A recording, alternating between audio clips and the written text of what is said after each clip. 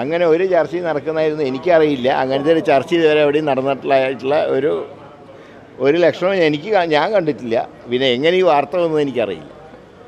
ശശി തരൂരിന്റെ ഭാഗത്തു നിന്നും നിരന്തരമായിട്ട് നേതൃത്വത്തിനെതിരായിട്ട് തോന്നുന്ന തരത്തിലുള്ള സമീപനങ്ങൾ അല്ല, അതൊക്കെ ഹൈക്കമാൻഡ് നോക്കും ആ കാര്യങ്ങൾ. അദ്ദേഹം ദേശീയ വർക്കിംഗ് കമ്മിറ്റി അംഗമാണ്. അപ്പോൾ ആ കാര്യങ്ങളൊക്കെ ദേശീയ നേതൃത്വം അക്കാര്യത്തിൽ നോക്കി വേണ്ട പോലെ തീരുമാനം എടുത്തോളും. ഇപ്പം അങ്ങനെ ഒരു സാഹചര്യം ഉള്ളതായിരുന്നു എനിക്ക് തോന്നിയിട്ടില്ല.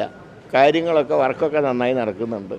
എല്ലായിടത്തും വാർഡ് തലത്തിൽ കുടുംബസംഗമങ്ങളൊക്കെ നല്ല രീതിയിൽ നടക്കുന്നുണ്ട്. നല്ല ജനപങ്കാളിത്തമുണ്ട്.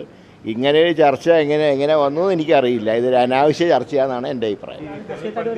നേതാക്കന്മാർ സ്വയം പ്രൊജക്ട് ചെയ്യുന്നത്. ഇപ്പോൾ തരൂർ എന്ന് പറയുന്നത് എനിക്കാണ് ജനസമ്മതി കൂടുതൽ, കടവെക്കൽ എന്നെയാണ്.